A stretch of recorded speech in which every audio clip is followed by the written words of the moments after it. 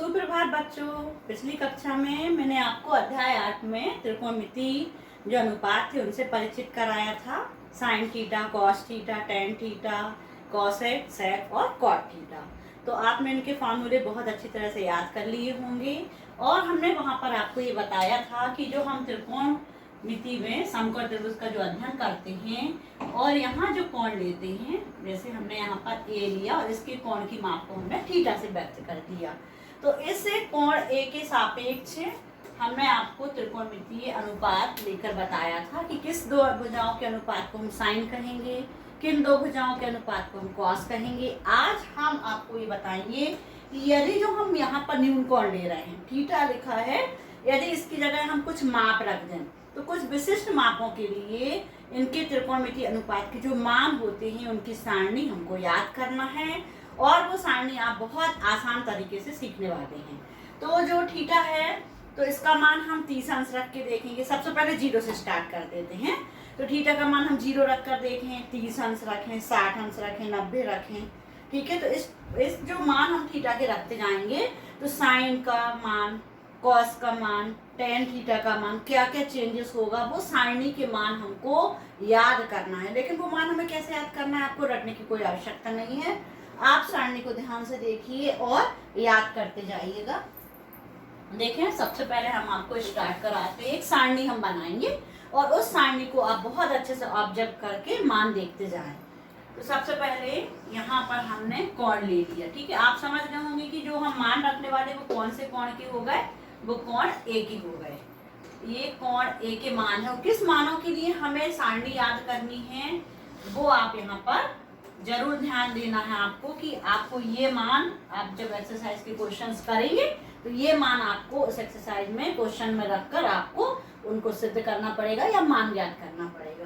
तो देखिए, सबसे पहले जब हम न्यून कोण का मान कितना रखते हैं, 0 डिग्री, फिर 30 के लिए, उसके बाद 45 डिग्री के लिए, उसके बाद हम देखेंगे 60 डिग्री के लिए और उसके बाद देखेंगे हम 90 डिग्री के लिए। ये हमने क्या ले लिया, जो हम न्यून कोण बनाते हैं, ए पर हमने कल बताया था न्यून कोण हो, तो जो हम साइन थीटा का मान निकालते थे लंबवत कोण, तो जो थीटा का मान है यदि वो 0 हो जाएगा तो साइन 0 कितने का हो जाएगा, साइन 30 अंश का कितना हो जाएगा, साइन 45 अंश का क्या मान होगा, साइन 60 डिग्री का, साइन 90 डिग्री का क्या मान होगा, उसे देखेंगे हम। तो सबसे पहले हम देख रहे हैं साइन थीटा। तो साइन थीटा के लिए बस आप लोग क्या करिएगा, याद रखिएगा कि साइन 0 का मान सबसे पहले आप रख दो 0। ठीक है, तो साइन में जब थीटा की जगह कौन सा आएगा, 0 आएगा, 0 अंश, तो उसका मान पूरा क्या हो जाएगा, 0। मतलब जब आप क्वेश्चन सॉल्व करोगे तो साइन में जो कोण है वो 0 हो जाए, कोण 0 हो जाए तो साइन 0 का मान कितना हो जाएगा, 0 हो जाएगा। ठीक है, साइन 30 डिग्री, साइन 30 डिग्री का मान आप पहले याद कर लो कि साइन 0 हो गया। और एक और चीज कहना चाहूंगी कि सीधे साइन 90 अंश का मान याद कर लो। क्यों? क्योंकि साइन 90 जो होता है वो 1 होता है।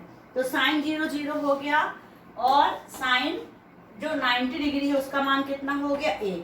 0 और 1 हमको याद रहेंगे। अब साइन 30 अंश का मान आपको याद रखना है 1/2। साइन 30 डिग्री, जहां भी क्वेश्चन में साइन 30 डिग्री होगा वहां पर हम कितनी वैल्यू रख देंगे, 1/2।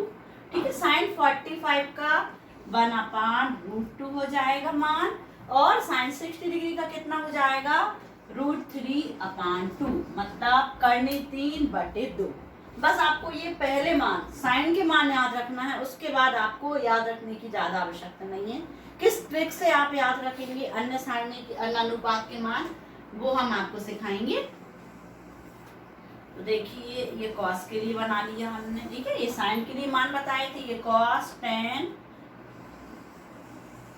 कॉसेक, सेक और कॉट, ये हमने आपकी सारणी कैसे तैयार करना है आप स्वयं भी बनाकर देखिए घर पर और इन मानों को निकाल कर देखिए। तो सबसे पहले स्टार्ट किया था हमने साइन 0 से, तो साइन 0 का मान 0 याद हो गया आपको, और साइन 90 का मान 1 हो गया। फिर साइन 30 अंश का मान 1/2, साइन 45 अंश का मान 1/2, साइन 60 अंश का मान करनी 3/2। ये आप शुरू के मान याद रख लीजिए। अब हमको चाहिए कॉस थीटा का मान।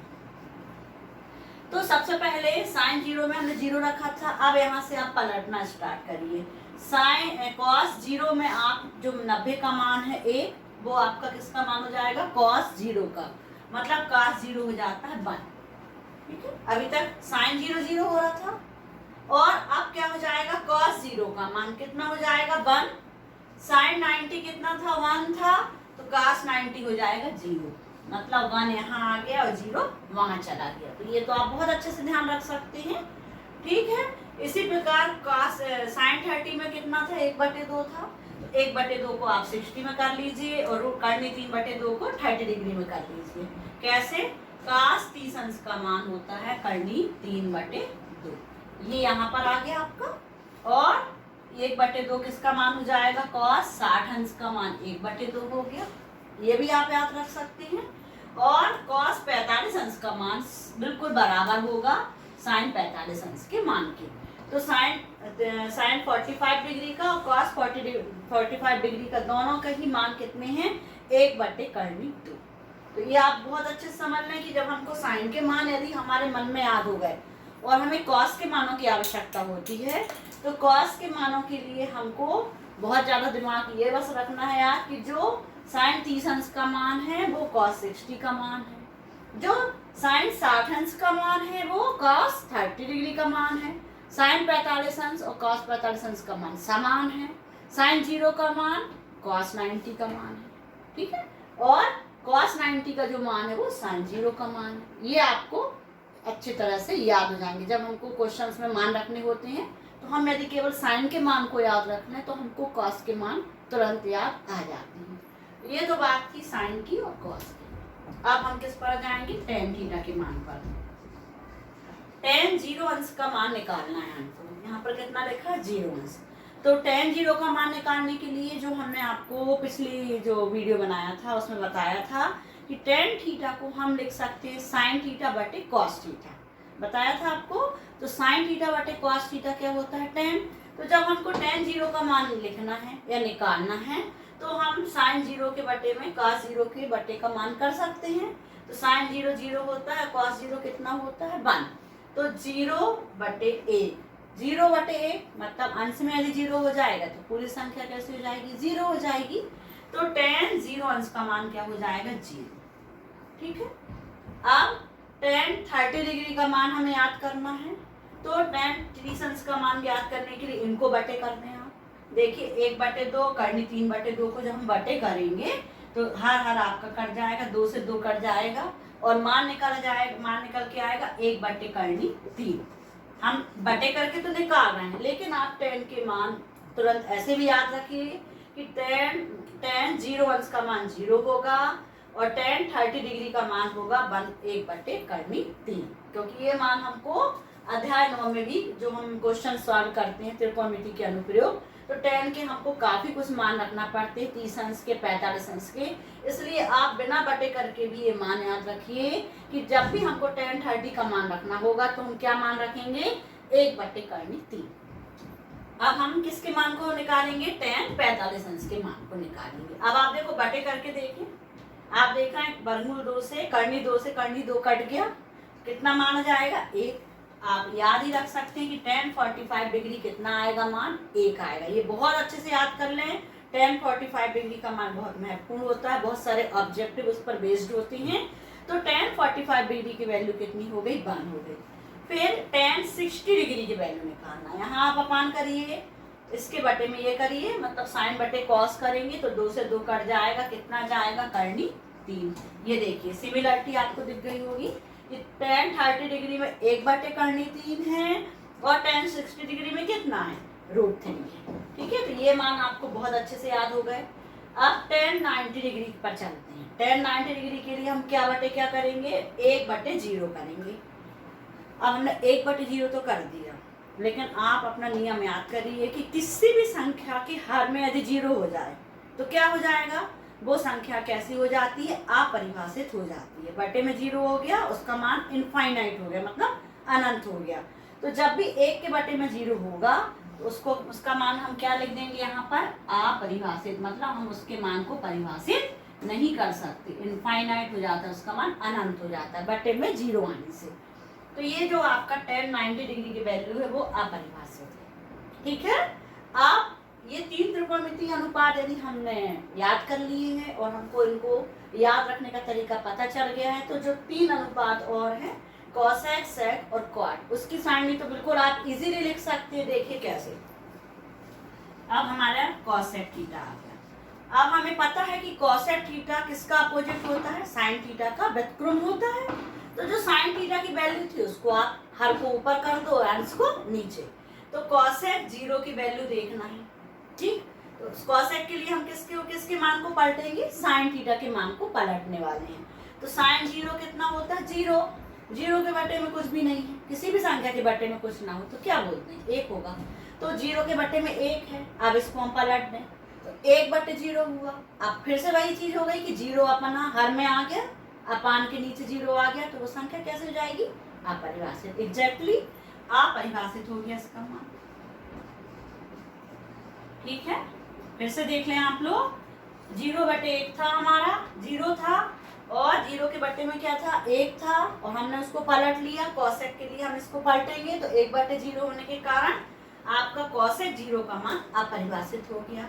अब कॉसेक 30 अंश का मान 1/2 को आप पलट ले, अंश ऊपर हर नीचे, ठीक है, अंश नीचे और हर ऊपर।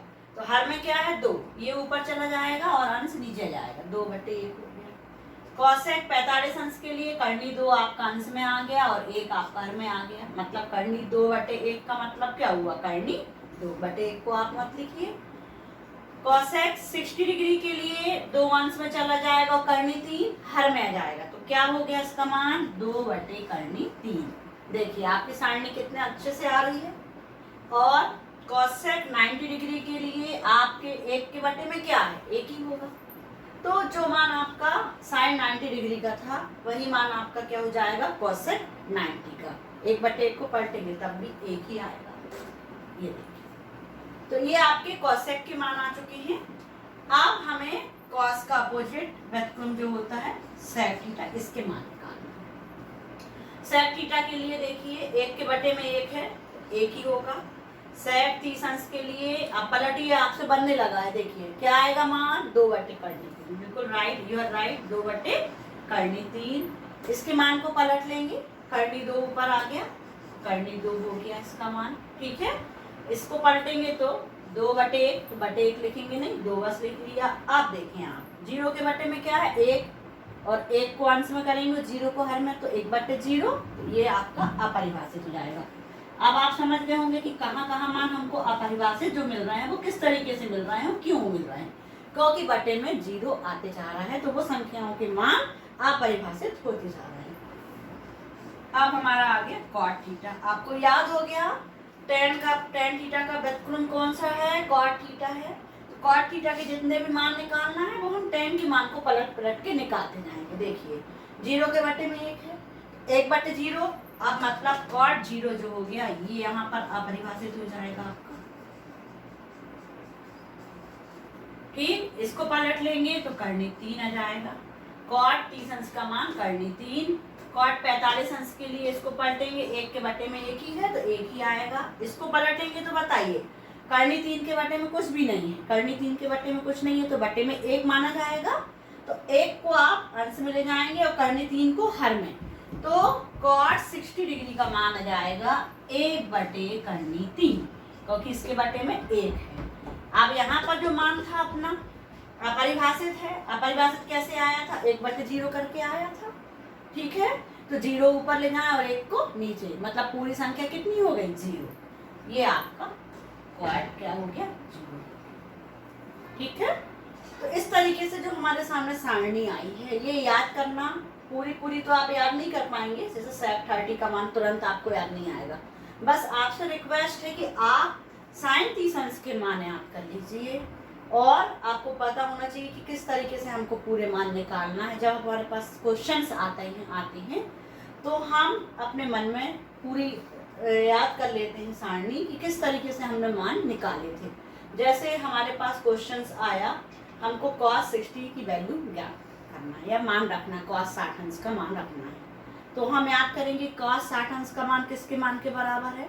sin 30 अंश के मान के बराबर है। और sin 30 अंश का मान कितना है? 1/2। तो बस 1/2 मान हम cos 60 का रख देंगे।